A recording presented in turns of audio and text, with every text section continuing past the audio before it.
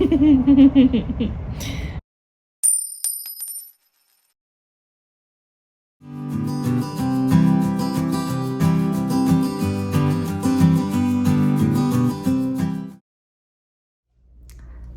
and welcome back. For today's video, I decided to kind of vlog a day in my life as a vet tech at a shelter. This was a weekend day, so it was a little bit more chill than it normally is. So I'm just gonna kind of be your guide through the day with the few clips that I shot. Good morning. It is like 5:30 and I'm waking up. I usually get up a lot earlier than this. I usually get up at like 4 to start my day, but it is Saturday. Good morning. On the weekends, I try and sleep in a little bit longer just because I can, because there's no traffic to get in the way. So I'm going to get ready and feed this Luna. Yeah.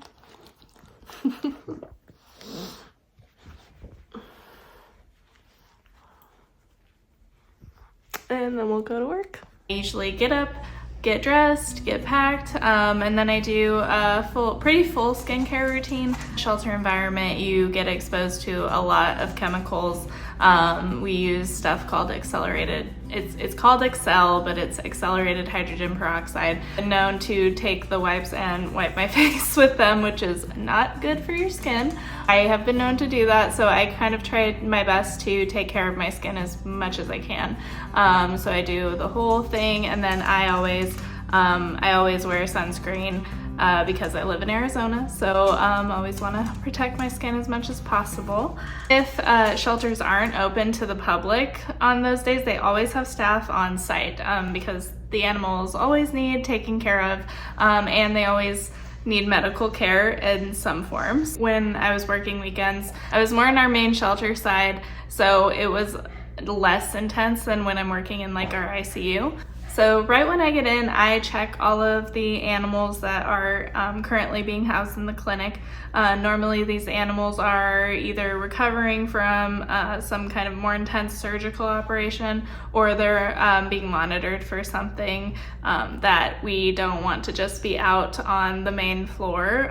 We need eyes on them like more consistently to make sure that they are staying okay, getting better. So we have this dog who is technically in a foster home, but he was hanging out in the clinic for the morning while his foster parent was volunteering at our vaccine clinic. He has been healing a broken leg for a couple months now.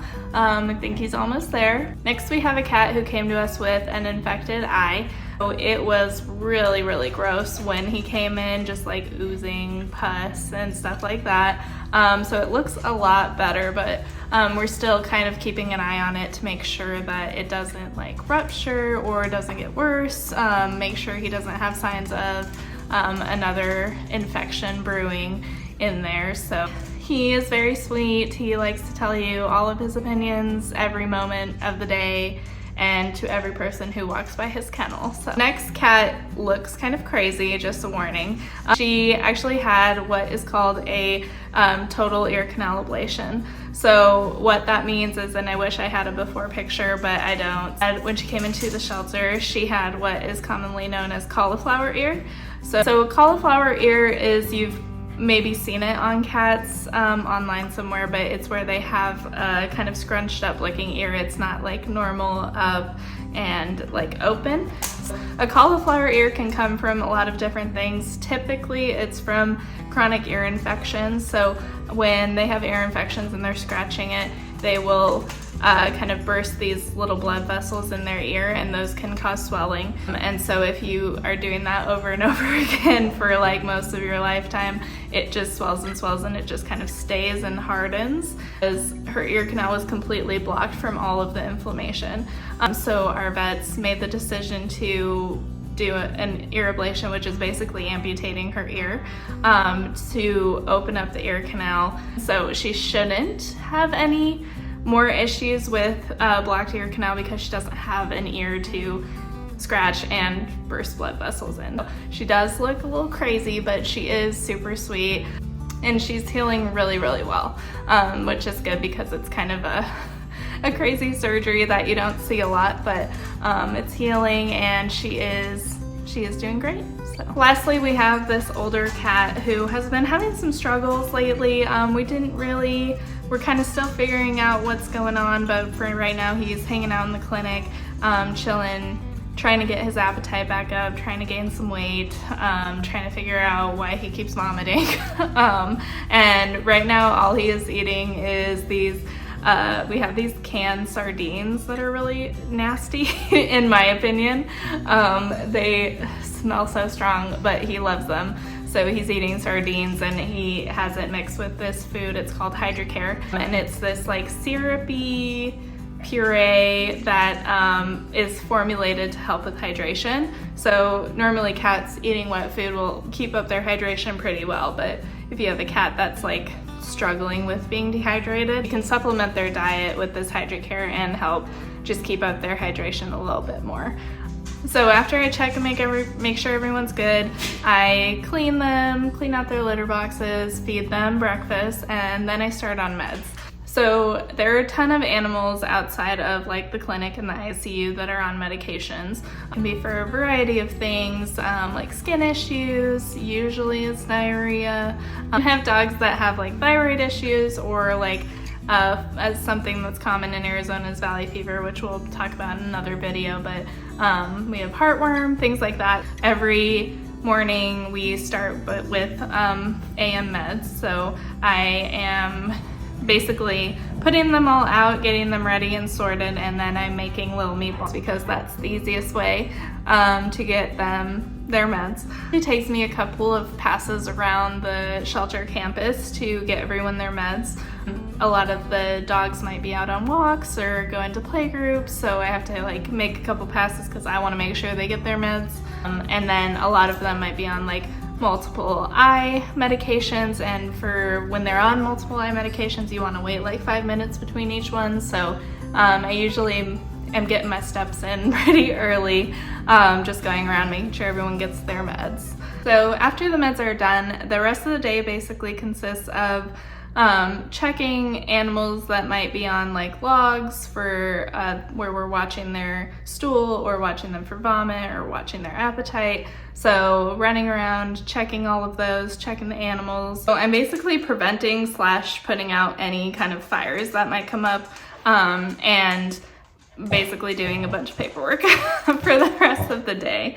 We don't have a vet on the weekends, so it's kind of up to me and our SOPs, standard operating procedures, and we kind of just go through and, you know, make sure everything stays okay. And staff might report something like a dog limping or a dog coughing, and so we have to kind of go and figure out what the next step is. So the only thing that really did happen was there was a puppy that was coughing, so I had to move him into our ICU. Our ICU is basically to separate anything contagious. So things like upper respiratory infections or kennel cough, as it's like commonly known for dogs. I just moved him in, and the tech that was working in ICU that day would start him on upper respiratory infection protocol. My shelter currently runs on, still has paper records, so I'm running around looking for files and checking animals, and then I sit at the computer and type a bunch of stuff and schedule a bunch of things, and make sure all of their records are as up to date as possible. We're usually open on weekends, so there might be adoptions happening that I have to like fill meds for, and talk to the adopters about medications and what they're going home with. The reasons we have to be there on the weekends as techs is in case anything emergent comes in or anything happens, you know, with the animals that are already in our care. A recent example is we had a dog who went on a little bit too long of a walk and got overheated. Luckily our ACT, which is animal care technician, recognized what was happening. She wet down a bunch of towels and placed them on the dog so that her temp could start coming down. But by the time we got there, her temp was still 105. So she was super overheated. So what we did for her is we got her back to the clinic, we set an IV catheter, we gave her IV fluids, and she ended up being fine within the hour. But something is like out of my level of expertise, like there's not really a lot I can do to help the animal. In that case, if the dog needs immediate, or if the animal needs immediate attention, we usually arrange for it to go to one of our partners that is a 24-hour emergency vet. So I am kind of like stabilizing the patient and getting them ready to transport up to one of those partners. Today we didn't have anything too crazy that happened, thank goodness. Just had this dog in because we thought we might take some, the vet had ordered some blood work and x-rays for her. She was a little shy, so we decided to wait until another day during the week when there were more hands to help with her. This was a dog who came from one of our partners who rescues dogs from puppy mill situations. So we can talk more about puppy mills in the future, but we don't really know a lot about her situation, but it's just kind of like she doesn't know how to be a dog. She doesn't really know what pets are, what toys are.